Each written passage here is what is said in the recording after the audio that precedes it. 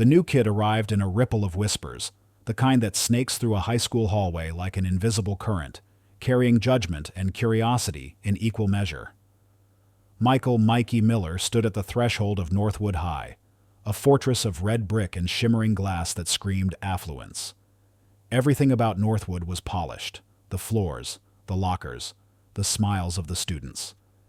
Mikey, in contrast, felt stubbornly unpolished. His worn backpack, a hand-me-down from an older cousin, slumped against his thin frame. His jeans, patched at the knee, were clearly not designer, and his faded t-shirt bore the faint, ghosted logo of a summer camp from years past. But it was his shoes that truly drew the eye. They were ancient, a pair of once white sneakers now the color of bruised parchment, their soles thin and scuffed. The laces, frayed and knotted, looked like they might snap with a strong breeze. They were a testament to a life lived far from the manicured lawns and luxury cars that filled Northwood's sprawling parking lot. Mikey had seen the glances, felt the eyes on his feet as he navigated the sea of new faces. He was an outsider, a scholarship student from the other side of town where the houses were smaller, the streets less paved, and opportunities were earned, not inherited. He wasn't oblivious to the unspoken hierarchy. He knew about Northwood High. Its reputation preceded it. A feeder school for Ivy League universities, a crucible for the privileged, and a place where academic and athletic excellence were pursued with almost religious fervor. And he knew about the full scholarship to Harvard that dangled tantalizingly at the end of senior year, a golden ticket out of his challenging circumstances. It was the reason he was here, the beacon guiding him through this unfamiliar, often hostile landscape. His family, struggling with medical bills and dwindling resources, depended on him. Failure was not an option. His first class, advanced calculus, was a blur of complex equations and hushed introductions. Mikey, despite his worn appearance, possessed a mind sharper than any blade. He absorbed the information with an almost terrifying speed, his fingers itching to solve the problems that flashed across the smartboard. He was there for one reason: to learn, to excel, to seize the opportunity that few from his neighborhood ever even dreamed of. But the social world of Northwood High was a different beast entirely, one far less predictable than mathematical theorems. The bullies found him at lunch, a predatory pack drawn to weakness like sharks to blood. At their head was Chase Sterling, a broad-shouldered, perpetually sneering senior, whose family name was practically synonymous with the school's new athletic complex. Chase was the quintessential golden boy, captain of the track team, star quarterback, effortlessly popular, and armed with a cruel wit sharpened by years of unchallenged dominance. By his side were his two loyal lieutenants, Brett, a hulking football player with a perpetually bored expression, and Derek, Chase's slick, sneering shadow. They cornered Mikey by the vending machines, effectively cutting him off from the cafeteria's bustling anonymity. "Well, well, well," Chase drawled, his voice dripping with condescension. "Look what the cat dragged in. Another charity case, I presume." Mikey held their gaze, his own eyes quiet but firm. He wasn't afraid, not exactly. He'd faced tougher situations in his life than three arrogant teenagers. He was just tired of it. "What do you want?" Mikey asked, his voice even, betraying no emotion. Chase's eyes dropped to Mikey's feet, then back up, a smirk playing on his lips. "Those shoes, new kid," he sneered, gesturing with a dismissive flick of his hand. "They look like they lost a fight with a lawnmower. Or maybe they're just vintage poverty chic?" Brett and Derek snickered loud and obnoxious. The laughter was like a physical blow, sharper than any punch. It wasn't just about the shoes. It was about everything they represented: his background, his struggle, his status as an outsider. The humiliation burned in Mikey's cheeks, a hot flush that he desperately tried to suppress. He felt the weight of every sacrifice his family had made, every extra shift his mom worked, every meal they'd stretched. His old shoes weren't just old shoes. They were a badge of his reality, and these bullies were mocking his entire life. "They get me where I need to go," Mikey replied, his voice still low, but with an unyielding edge. Chase laughed louder, a harsh, grating sound. "Oh, I'm sure they do. Probably to the bus stop, right? Unlike the rest of us who actually drive here." He took a step closer, his eyes narrowing. "Listen, new kid, This school has a pecking order, and you're at the bottom. Stick to the library, try not to trip over your own shoelaces, and maybe you won't make a complete fool of yourself." Brett snorted, and Derek mimicked tying a loose shoelace, earning another round of Snickers. The laughter, the derision, it wasn't new to Mikey. But here, in the polished halls of Northwood High, it felt sharper, more cutting. It was a stark reminder of the chasm between his world and theirs. Mikey's eyes flickered to the poster plastered on the wall behind Chase. A large, glossy image of a track athlete crossing a finish line. The words, "Harvard Scholarship Race," emblazoned across the top. The race was legendary at Northwood, an annual event that pitted the school's top runners against each other for a coveted full-ride scholarship, generously funded by an anonymous alum. It was the reason he pushed himself so hard, the light at the end of a very long, dark tunnel, and Chase Sterling, the reigning champion, was practically guaranteed to win it again this year. "You know, Sterling," Mikey said, his voice quiet, almost thoughtful, "those shoes may be old, but they've got a lot of miles left in them." His gaze met Chase's, holding steady. Enough miles, maybe, to catch someone who's standing still. Chase's smirk vanished, replaced by a flicker of irritation. "What's that supposed to mean, little man?" "It means," Mikey said, taking a step back, breaking free of their impromptu circle, "we'll see whose shoes get them to where they really need to go." He didn't wait for a reply, turning and walking away, leaving the bullies momentarily stunned by his unexpected defiance. The laughter died, replaced by a tense silence. "Did you hear that, Chase?" Brett asked, a hint of confusion in his voice. "Is he challenging you?" Chase's eyes, usually lazy with arrogance, now glinted with a cold fury. "He just made a very big mistake," he snarled, watching Mikey's retreating back. "No charity case from the wrong side of town thinks he can waltz into my school and disrespect me. Especially not with those raggedy excuses for shoes." Unbeknownst to Chase, the brief encounter at the vending machine, the mocking laughter and the sneers had done more than just humiliate Mikey. They had ignited a fire, a fierce, burning resolve deep within him. Those old shoes, once a source of shame, now became a symbol of his determination. He would make them run. He would make them fly. He would prove that it wasn't about the shoes on his feet, but the heart in his chest and the fire in his soul. The Harvard scholarship wasn't just a dream anymore. It was a defiant challenge, a promise whispered to the scuffed reality of his life. The humiliating encounter at the vending machine solidified Mikey's resolve. The laughter of Chase Sterling and his cronies echoed in his ears long after lunch, fueling a quiet, burning determination. He wasn't just here to learn. He was here to win. And to win, he knew, he had to work harder than anyone else. He had to become invisible, a shadow moving through the opulent halls, absorbing every lesson, every piece of knowledge, and every ounce of strength he could muster. His days quickly fell into a rigorous pattern. School hours were dedicated entirely to academics. In advanced calculus, he not only kept pace, but often outstripped his peers, his hand shooting up with solutions before the teacher had even finished posing the problem. He spent his free periods in the library, not socializing, but devouring textbooks, exploring concepts beyond the curriculum, and meticulously honing his understanding. He made few friends, partly by choice, partly because the invisible barrier of his socioeconomic status subtly pushed people away. The other students, engrossed in their own social circles and extracurriculars, barely registered his quiet, studious presence. He was a ghost, intentionally blending into the background, ensuring his focus remained unbroken. The real grind, however, began when the school day ended. While other students piled into luxury cars for after-school clubs or drove home to spacious houses, Mikey embarked on his second shift. He would jog the 3 miles to his part-time job at a local diner, the scuffed soles of his sneakers pounding the pavement, ignoring the stares he sometimes received. At the diner, he worked tirelessly, washing dishes, bussing tables, and sometimes even helping with deliveries, saving every penny he earned. The grueling hours on his feet, the endless scrubbing, the hurried dashes, they were a different kind of training.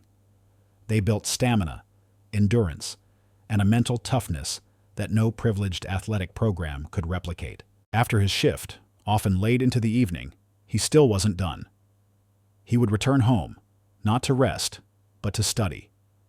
The kitchen table, bathed in the dim glow of a single lamp, became his battlefield. He'd pore over textbooks, completing homework, and preparing for the next day, often falling asleep with a math problem still floating in his head. Then, before dawn, while the rest of the city slept, Mikey would rise for his third, secret shift: running. He couldn't afford expensive gym memberships or fancy track equipment. His training ground was the cracked pavement of his own neighborhood, the winding paths of a nearby neglected park, and the steep, unforgiving incline of Cardiac Hill, a local legend among amateur runners for its brutal ascent. He ran every single morning, regardless of the weather. Rain, wind, or the biting cold of winter mornings, he was out there, pushing his limits. His old shoes, surprisingly, held up. Each scuff mark, each worn patch became a testament to his unwavering dedication. They weren't just shoes, they were extensions of his will, absorbing the miles, carrying the weight of his family's hopes. He focused on endurance, on breathing, on finding a rhythm that allowed him to push through the burning in his lungs and the ache in his muscles.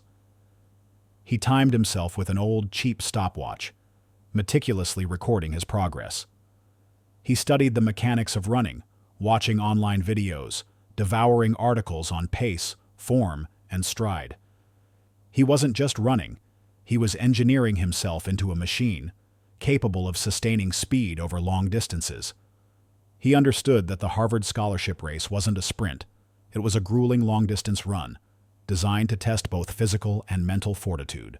Meanwhile, at Northwood High, Chase Sterling continued to reign supreme. He was the undisputed star of the track team, his natural athleticism honed by state-of-the-art training facilities, elite coaches, and a diet perfected by a nutritionist. He ran in the newest, most expensive running shoes, his stride powerful and seemingly effortless. He was lauded by coaches, admired by peers, and practically guaranteed to win the Harvard scholarship race again. He saw himself as invincible, unchallenged. The thought of Mikey, the new kid with the old shoes, was a distant, insignificant annoyance, quickly forgotten amidst his triumphs and accolades. Chase's training was disciplined, but lacked the raw, desperate hunger that drove Mikey. He ran because he was good at it, because it brought him glory and reinforced his dominant position. He ran because it was expected.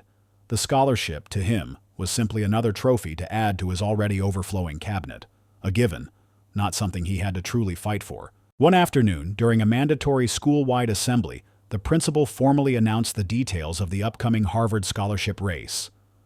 A massive banner was unfurled, depicting the iconic Harvard crest and the gleaming trophy. "As you all know," the principal boomed, "this is an extraordinary opportunity, a full ride to one of the most prestigious universities in the world. It requires not just athletic prowess, but academic excellence, leadership, and unwavering dedication. The race will cover 5 miles, a challenging course that culminates on the main track. May the best student win." Mikey, sitting near the back, listened intently, a quiet fire burning in his eyes. 5 miles. He knew that distance.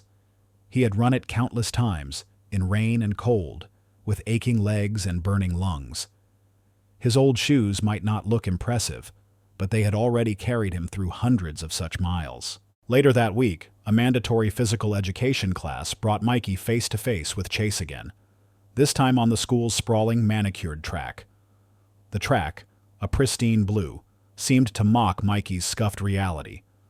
As they warmed up, Chase sauntered over, a lazy smirk on his face. "So, new kid," Chase drawled, kicking at a loose piece of gravel with his gleaming, brand-new running spike. "Heard you actually registered for the scholarship race. Bold move considering your equipment." He gestured vaguely at Mikey's ancient sneakers. "You know, the Harvard scholarship isn't for charity cases, it's for winners, and you're looking a little out of your league." Brett and Derek, standing nearby, chuckled obediently. Mikey looked down at his shoes, then back up at Chase. He didn't retort with anger, but with a quiet, almost unsettling confidence. "We'll see," he said, his voice low but steady. "Some shoes are made for show, Sterling. Others are made for going the distance." Chase's smirk faltered. There was something in Mikey's eyes, a quiet intensity, that unnerved him. It wasn't the expected fear or even defiance. It was something colder, sharper. "Don't get any big ideas, Miller," Chase snapped, his voice losing its nonchalant edge. "This isn't some back alley sprint. This is Northwood. This is my race." Mikey simply nodded, turning to start his stretches. He wouldn't engage in their petty verbal jabs. He wouldn't waste his energy on their arrogance. He saved his energy for the silent grind, for the early morning runs, for the late-night studies. He knew his worth wasn't measured by the brand of his shoes, but by the fire in his gut, the unwavering resolve in his heart. The race was coming, and he intended to show them just how far his old shoes could take him. He would run for his family, for his future, and for every quiet indignity he had endured. He would prove that resilience, not privilege, truly defined a winner. The brief, defiant exchange at the track left Chase Sterling stewing. Mikey's quiet confidence, so utterly devoid of the fear and deference Chase was accustomed to, gnawed at him. It wasn't just the words, it was the way Mikey carried himself, a quiet strength that felt like an affront to Chase's unchallenged dominance. That night, instead of dismissing Mikey as an insignificant nuisance, Chase found himself replaying the encounter, the image of those battered shoes strangely unsettling. He decided Mikey needed to be put in his place, definitively and publicly. The next few days saw the subtle launch of a whisper campaign against Mikey. Chase, with Brett and Derek as his eager co-conspirators, began spreading rumors through the Northwood grapevine. They spun tales of Mikey being a charity case, exploiting the school's resources, of him being socially awkward and undeserving of his place. They subtly exaggerated his raggedy appearance, making jokes about his lack of brand-name clothes, and of course those infamous shoes. The goal wasn't outright bullying, but a more insidious form of social exclusion, creating an atmosphere of quiet derision around him. "Did you see the new kid's backpack?" Derek would ask loudly in the hallway, knowing full well Mikey was within earshot. "Looks like it fought a badger and lost." Brett would chime in, "Yeah, and those shoes? I heard they're older than our grandfathers. Maybe he needs a GoFundMe for some new kicks." The laughter that followed was always pointed, designed to make Mikey feel like an object of ridicule. Most students, unwilling to cross Chase, either joined in the laughter or averted their eyes, leaving Mikey in a bubble of isolation. The pressure was constant, a low hum of social discomfort that was designed to break his spirit. They were trying to make him feel like he didn't belong, chipping away at his confidence one sneer at a time. Despite the constant barrage of subtle insults, Mikey remained outwardly unfazed. He kept his head down, focused on his studies, and continued his grueling training regimen. The whispers were like background noise, irritating but ultimately ineffective. He knew why he was here, and no amount of adolescent cruelty could distract him from his mission. He had faced tougher critics in his life than popular high school seniors. He used their derision as fuel, channeling his anger into faster sprints, longer runs, and sharper focus in his textbooks. However, the campaign did make his social integration nearly impossible. He sat alone at lunch, worked alone on group projects, when permitted, and walked the halls in a solitary bubble. He accepted this as a necessary sacrifice. His vision was clear. Harvard. His path was narrow and distractions were a luxury he couldn't afford. Unbeknownst to Mikey, his quiet resilience and relentless dedication had not gone entirely unnoticed. Ms. Jenkins, the school's cross-country coach, was a sharp, observant woman with decades of experience spotting raw talent and true grit. She had been coaching at Northwood for longer than most of the teachers had been alive, and she had seen countless star athletes come and go. She knew genuine potential when she saw it, and she also knew the difference between inherited talent and earned strength. Ms. Jenkins had watched Mikey from the first day he stepped onto the track for mandatory PE. She'd observed his awkward stride in those ancient shoes, but also the powerful surge of his legs, the unwavering determination in his eyes. She saw him running alone in the mornings, sometimes jogging past her own house before the sun was fully up.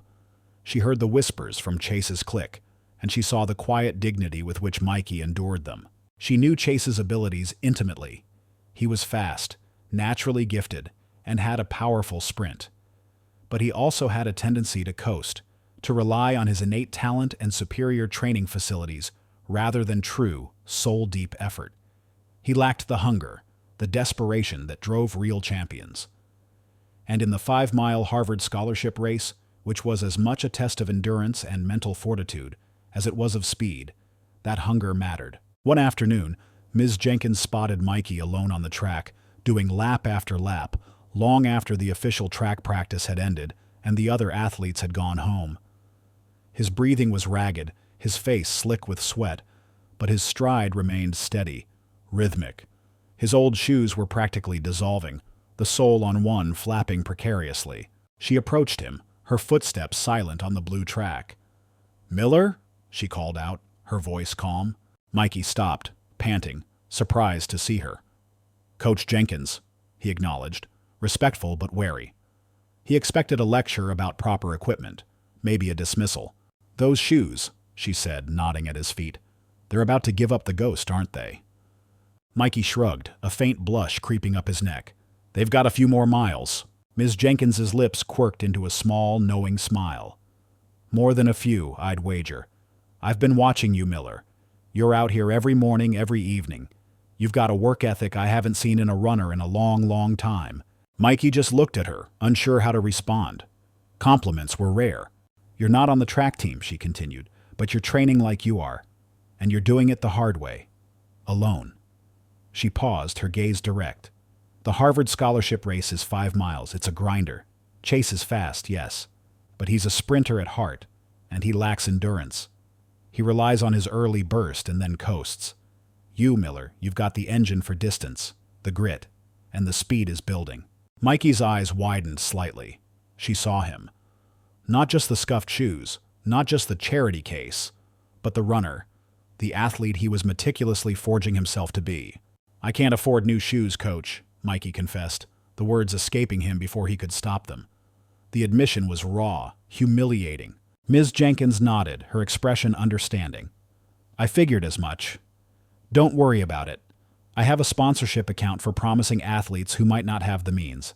It's strictly confidential. You come to my office tomorrow morning before classes.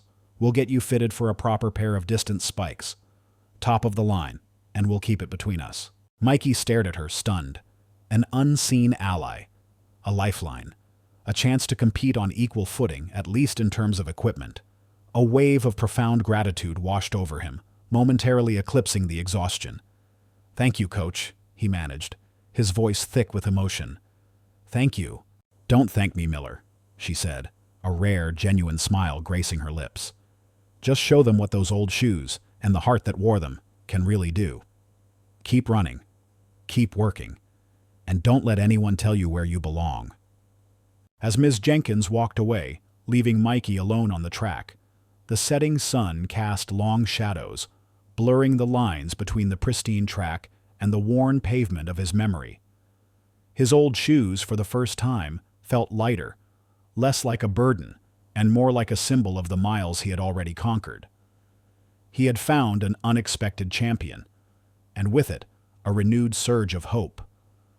The Whisper campaign might continue, but Mikey knew, with a fierce certainty, that the loudest statement would be made not with words, but with the thunder of his new shoes on race day. Chase Sterling might still laugh, but the laughter would soon be drowned out by the undeniable roar of the finish line. The new running shoes were a revelation. Lightweight, springy, designed to propel forward with a whispered grace, they felt like extensions of Mikey's own will. Coach Jenkins had presented them with quiet dignity, a brand new pair of top-of-the-line distance spikes, professionally fitted. They were black, sleek, with subtle white accents. Utterly unremarkable in their design, yet utterly revolutionary in their feel. Mikey had held them almost reverently, before lacing them up and taking them for their first dawn run on Cardiac Hill. The difference was immediate. His stride felt more efficient, his impact absorbed, his energy channeled directly into forward motion. He wasn't just running. He was flying. The memory of his old, worn-out shoes a phantom ache beneath his newfound momentum. He still trained with the same ferocious dedication, but now he did so with the proper tools. The Whisper campaign continued at Northwood, but it seemed to lose some of its bite. Chase Sterling and his cronies, Brett and Derek, still lobbed their thinly veiled insults, still snickered about Mikey's humble origins, but the intensity had waned. Mikey's impenetrable focus, combined with the subtle shift in Ms. Jenkins's demeanor towards him, a quiet nod of acknowledgement in the halls, a shared glance of understanding, signaled to the more observant students that he wasn't just a charity case. Still, the social chasm remained. Mikey remained largely isolated, but he was no longer alone in his fight. He had the silent backing of Ms. Jenkins and the unwavering belief in his own hard-earned abilities. Then came the school-wide track meet, a preliminary event held 2 weeks before the much-anticipated Harvard scholarship race. It was a mandatory participation for all competitive athletes and a chance for the school to assess the overall talent pool. Chase, as captain of the track team, was expected to dominate, especially in the longer distances. Mikey, not officially on the team, was there as a registered participant for the upcoming scholarship race, essentially an independent contender. His presence was largely overlooked, a minor detail in the shadow of Northwood's established stars. The 5-mile cross-country course was announced, a brutal test that wound through wooded trails, across uneven terrain, and culminated with 2 laps on the school's main track. It was a challenging distance, designed to weed out sprinters and favor true endurance runners. Many of the shorter distance specialists on Northwood's team would struggle, but for Mikey, it was his domain. This was his chance to measure himself, not against Chase's arrogance, but against the course itself and his own rapidly improving times. As the athletes gathered at the starting line, the air crackled with nervous energy. Chase, resplendent in his new Northwood track uniform and gleaming spikes, was surrounded by his teammates and a gaggle of admiring students. He laughed loudly, confidently, exchanging banter with Brett and Derek, who made sure to cast dismissive glances Mikey's way. Mikey stood quietly apart from the crowd, performing his own meticulous warm-ups. He wore the standard-issue plain white gym shorts and a generic gray t-shirt, blending into the background. His new black running shoes, still relatively unknown to most, were barely noticeable among the flashy, brightly colored footwear of the other athletes. No one paid him much mind. He was just the new kid, the one with the reputation for old shoes. The starting gun cracked, sharp and sudden, scattering the runners into a churning mass of limbs. As expected, Chase shot out of the blocks, his powerful sprint propelling him to an immediate lead. He was fast, undeniably. He ran with an arrogant grace, his head held high, looking back once to ensure he was well ahead of the pack. Mikey started slower, measured, settling into his familiar, steady pace, conserving his energy for the long haul. He was an endurance runner, not a sprinter. He trusted his training. For the first 2 miles, Chase maintained a commanding lead. He flew through the wooded trails, navigating the roots and uneven ground with ease, accustomed to every twist and turn of Northwood's well-maintained course. His fans cheered wildly as he passed, their shouts echoing through the trees. But as the race wore on, as the course turned uphill and the oxygen began to thin, a subtle shift occurred. Chase's powerful stride, while still impressive, lost some of its initial spring. His breathing became heavier, a slight strain appearing around his eyes. He was pushing himself, but he lacked the deep-seated endurance, the relentless inner furnace that fueled long-distance runners. He was relying on his natural talent and early burst, just as Coach Jenkins had predicted. Mikey, meanwhile, held his pace. Unseen by most, he began to steadily close the gap. He focused on his breathing, on the rhythmic pounding of his feet, on the ground beneath his new shoes. He remembered Cardiac Hill, the diner shifts, the late-night studies, every painful, lonely mile he had put in. Each step was a testament to his grit, to the silent grind he had embraced. He passed runner after runner, his quiet, relentless momentum carrying him forward. No dramatic bursts of speed, just an unwavering, methodical advance. His new shoes, quiet on the packed dirt, felt like they whispered encouragement with every stride. By the beginning of the 4th mile, as the course emerged from the woods and began its final ascent towards the main track, Mikey had moved into the top 5. He saw Chase ahead, still leading, but looking visibly fatigued. The gap was narrowing. Then, the course opened onto the main track for the final 2 laps. The bleachers were packed, buzzing with excitement. The crowd roared as Chase, still in the lead, entered the track. But then, a collective murmur, a ripple of surprise, ran through the stands. A second runner, seemingly appearing out of nowhere, was entering the track just behind him. It was Mikey. The onlookers, expecting Chase to be miles ahead, squinted, trying to identify the unexpected contender. He was wearing the plain gray shirt, nothing distinguishing. But then they saw the black shoes, now unmistakable against the blue track. "Who is that?" someone whispered. "It's the new kid, the one with the old shoes."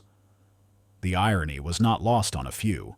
Chase, hearing the sudden roar of the crowd and sensing a presence close behind him, risked a glance over his shoulder. His eyes widened in disbelief. Mikey, the charity case, the kid with the old shoes. How could he be here? Enraged and suddenly threatened, Chase found a burst of adrenaline. He pushed harder, attempting to reassert his dominance. But Mikey matched him, stride for steady stride. The gap between them remained stubbornly small. For the first lap, they ran almost in tandem, a silent, grueling duel. Chase, straining, focused solely on holding his lead. Mikey, focused on his own rhythm, on his own strength, felt the competitive fire ignite within him. He was no longer just running for himself. He was running to prove a point, to reclaim his dignity, to silence the laughter that had mocked his old shoes. As they entered the final lap, Chase's fatigue was evident. His form began to break down, his shoulders slumping, his head dipping. He pushed, but his body was reaching its limit. Mikey, conversely, found a surge of energy. He had trained for this exact moment, for the point where others broke, for the long, agonizing final push.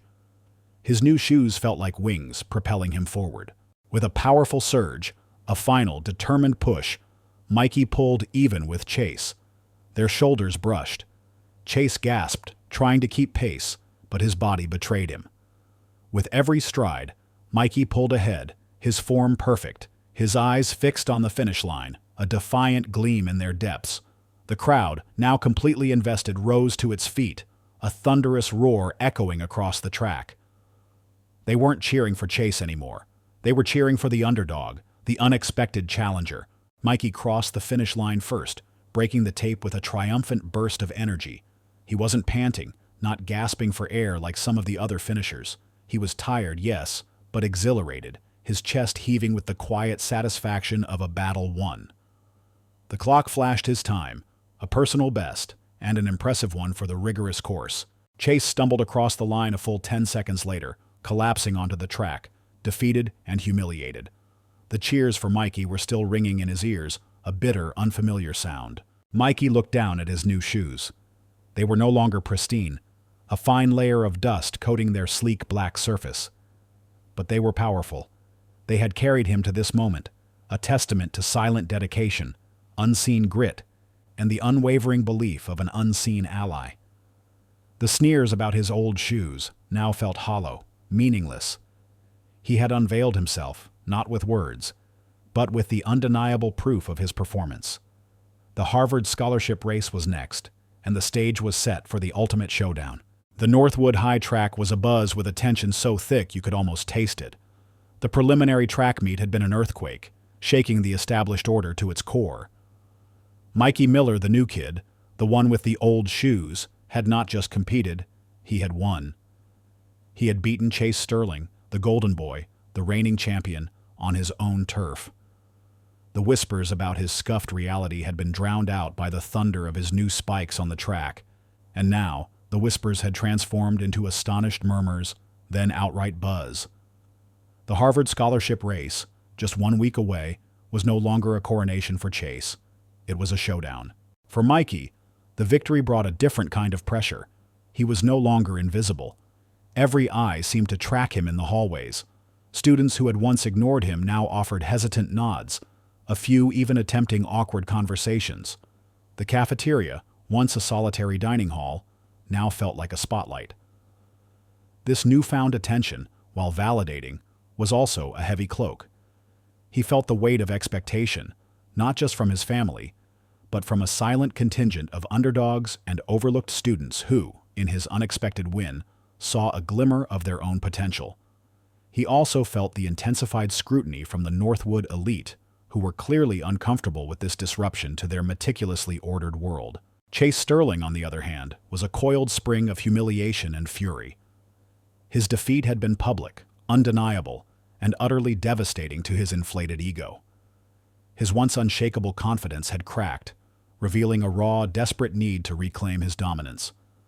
The laughter he had once directed at Mikey now felt like 1,000 tiny needles, pricking at his own skin. He saw the shift in how people looked at him, the subtle doubts, the sudden respect for the new kid. His parents, influential alumni, had subtly but firmly communicated their disappointment, a far more potent weapon than any shout. The Harvard scholarship, which he had considered his birthright, now felt precariously out of reach. He redoubled his training, pushing himself harder than ever before. His coaches, sensing his renewed intensity, put him through even more grueling drills. He ran with a desperate, almost reckless energy, but it was fueled by anger and fear, not the quiet, steady determination that drove Mikey. He started looking for Mikey in the halls, his eyes narrowed, searching for a sign of weakness, a crack in the new kid's composure. The bullies, Brett and Derek, were no longer laughing. They were confused, their hierarchy unsettled. They hovered around Chase, trying to bolster his wounded ego, but their usual swagger was replaced by an uneasy silence. They knew what was at stake for Chase, and for their own standing within the school's social order. The old shoes joke had fallen flat. Now, it was a test of power, and Chase was on the defensive. The tension permeated the entire school. The Harvard scholarship race was all anyone talked about. Bets were being placed, debates raged in classrooms, and the general buzz elevated the event from a mere athletic competition to an epic clash of titans, representing opposing ideals, privilege versus perseverance, natural talent versus hard-earned grit. For Mikey, the week leading up to the race was a pressure cooker. He maintained his rigorous schedule: early morning runs, late-night studies, shifts at the diner. But now, every run felt heavier, every equation more complex. He tried to block out the noise, the whispers, the expectations, focusing solely on his training and his grades. The scholarship was his family's lifeline, the only way out of their mounting financial struggles. He couldn't afford to lose. He ran each day with a silent prayer, pushing his body to its limits, remembering the faces of his struggling parents, the faint hope in his younger sister's eyes. One afternoon, during a rare moment of quiet between classes, Mikey found himself cornered again. But this time it wasn't by the bullies. It was by a group of senior students, all athletic, all popular, who had once been firmly in Chase's orbit. They were curious, their expressions a mix of awe and suspicion. "Hey, Miller," one of them, a soccer player named Sarah, said, her voice unusually hesitant. "That was impressive, what you did at the meet. Where did you learn to run like that?" Mikey kept his answers brief, deflecting the attention. He spoke vaguely of running for fun, of just putting in the miles. He didn't reveal his grueling routine, his pre-dawn climbs up Cardiac Hill, his shifts at the diner. He couldn't. It was his secret, his strength, a world away from their pampered existence. But the pressure wasn't just external. Mikey felt a growing internal struggle. Doubt, like a venomous snake, began to coil in his gut. Could he actually beat Chase again? The preliminary race was one thing, but the scholarship race was the main event, the stakes infinitely higher. What if he crumbled under the pressure? What if his shoes, no matter how good, weren't enough? What if he failed his family? This was Mikey's breath-holding moment. The weight of expectation, the fear of failure, the sheer magnitude of the opportunity, it all threatened to overwhelm him. He needed to find his center again, the quiet, unwavering resolve that had always fueled him. He thought of the worn teddy bear he'd had as a child, the comfort he found in its familiar presence. He thought of his mother's tired smile, his father's stoic resilience. He had to run for them. He sought solace in his most reliable ally, Coach Jenkins. He found her in her office after school, poring over race statistics. "Coach," Mikey said, his voice unusually strained, I don't know if I can do this. The pressure is a lot." Ms. Jenkins looked up, her keen eyes immediately sensing his turmoil. She leaned back in her chair, observing him. "Mikey," she said, her voice calm and firm, cutting through his anxiety like a knife. "You ran that preliminary race with heart. You ran it with grit. You ran it with every single lonely mile you put in before anyone knew your name. That's what you rely on now. Not the noise, not the expectations, not Chase's anger. You rely on the runner you've built yourself into. She leaned forward, her gaze unwavering. Chase is going to come out fast. He'll try to break you early. He'll try to intimidate you. But he still lacks the endurance, the staying power for a 5-mile grind. He runs on anger and ego. You, Mikey, you run on purpose. You run for something bigger than yourself. That's your strength. That's your secret weapon. You trust your training. You trust those shoes. And you trust yourself. She paused, then added, and don't forget why you started, Mikey. It wasn't about beating Chase. It was about Harvard. It was about your family. Keep that vision clear, and the rest will fall into place. Her words were a lifeline, cutting through the fog of doubt. Mikey nodded, taking a deep breath. She was right. He had been so caught up in the rivalry, the immediate pressure, that he had lost sight of his true purpose. It wasn't about Chase. It was about the scholarship. It was about his family. It was about a future he could only dream of. He left her office feeling lighter, a renewed sense of focus settling over him. The external noise still existed, but he felt more grounded, more centered. He returned to his grueling routine, but now his runs were no longer just about pushing his physical limits.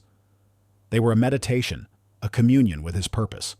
His old shoes, now worn on the outside but powerful on the inside, had carried him through months of silent struggle.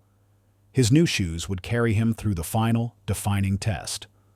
The stage was set, the tension was palpable, and Mikey Miller, armed with quiet determination and an unwavering purpose, was ready to run the race of his life.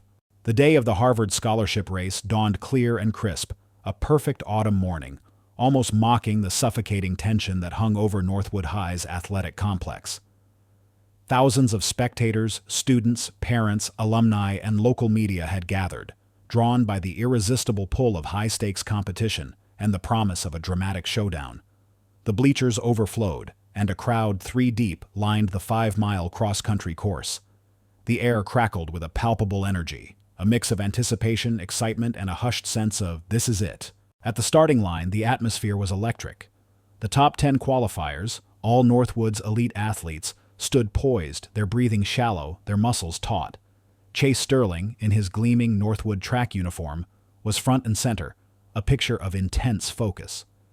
He moved through a final series of stretches, his jaw tight, his eyes darting across the line, searching.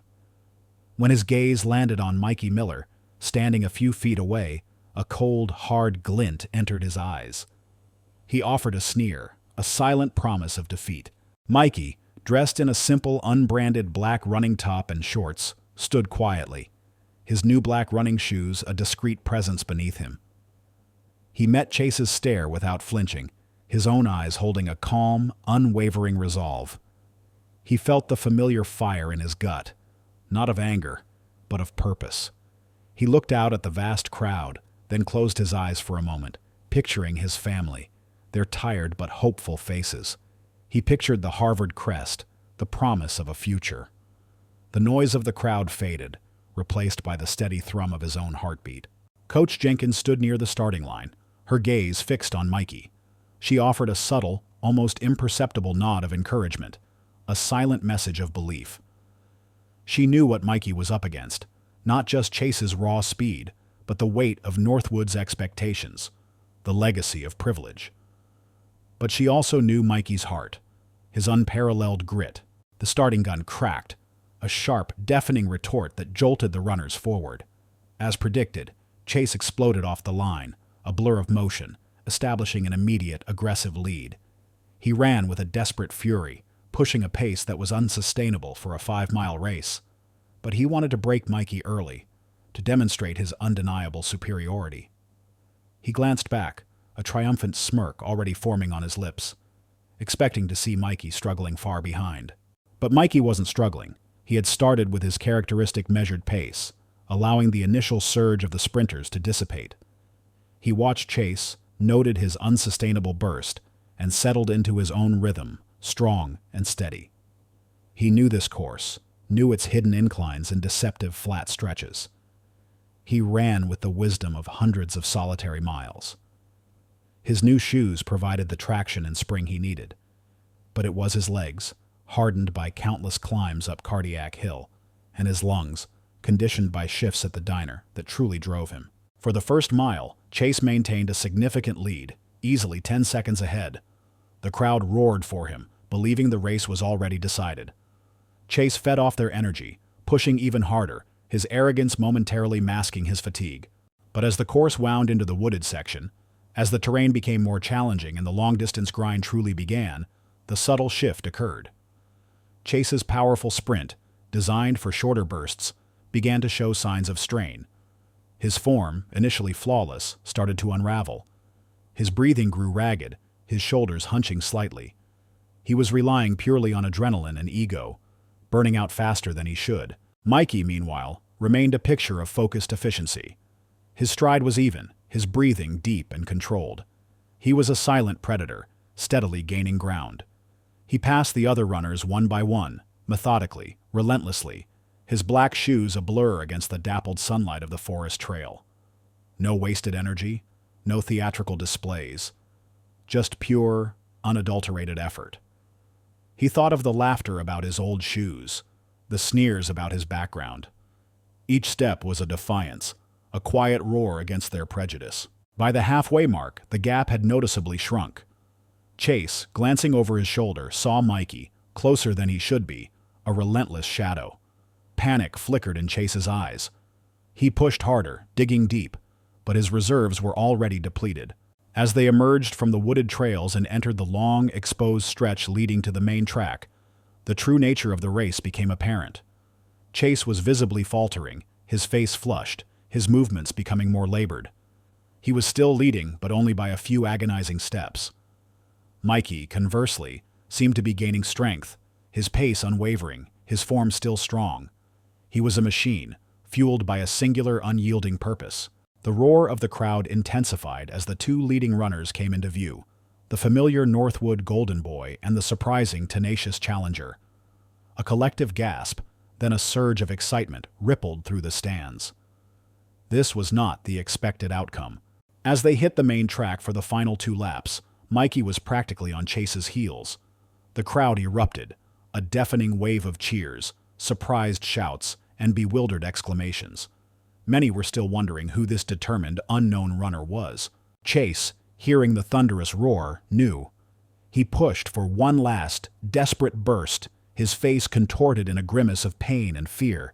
He tried to pull away, to reclaim his lead, but his body wouldn't obey. His muscles screamed, his lungs burned, and the image of Mikey's relentless stride beside him was a torturous mirror of his own fading strength. Mikey, his eyes fixed on the finish line, felt the surge.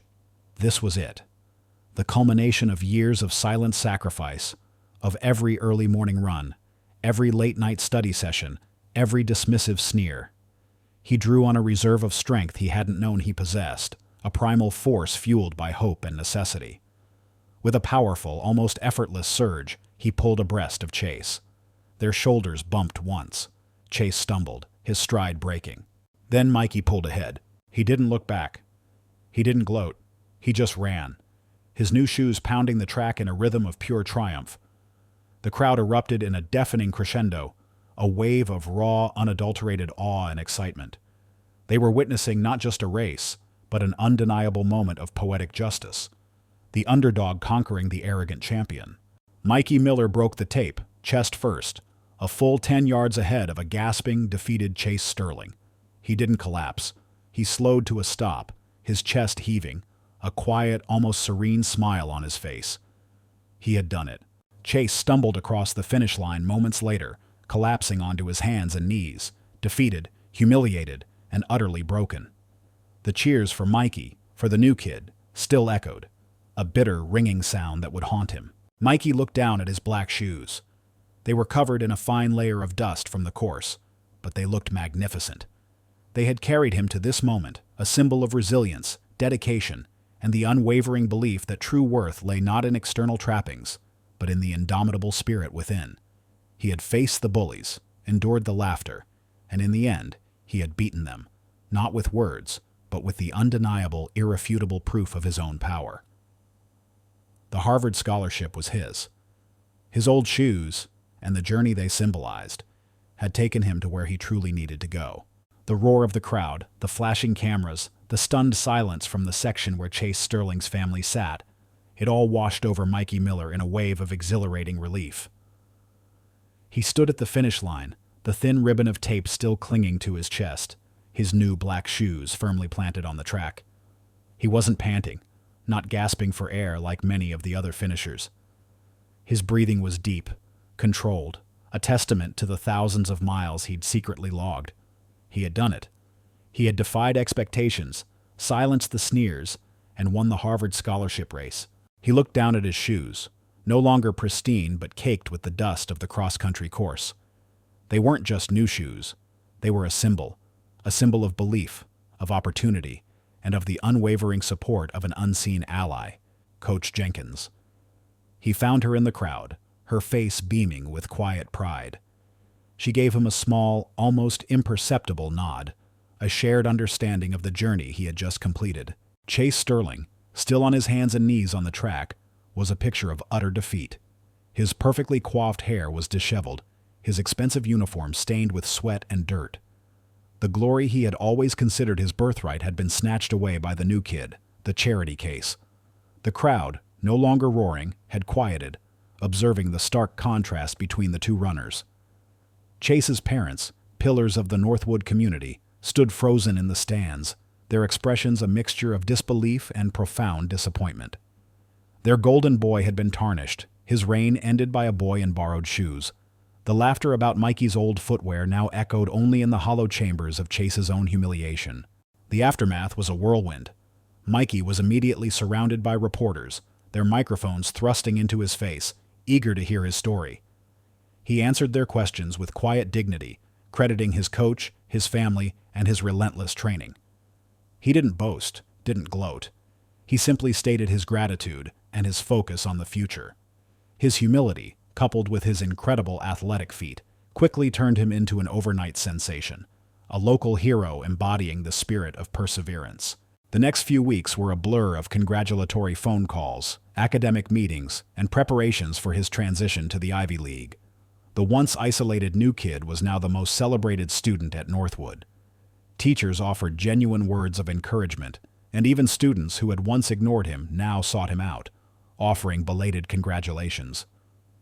He still maintained his part-time job at the diner, not out of necessity now, but out of a sense of continuity and respect for the journey that had brought him here. The biggest impact, however, was felt at home. When Mikey told his family he had won the scholarship, his mother burst into tears. Tears not of sorrow, but of overwhelming joy and relief. His father, usually stoic, pulled him into a rare, tight embrace, his voice thick with pride. The burden of financial strain, which had weighed heavily on their lives for so long, finally lifted.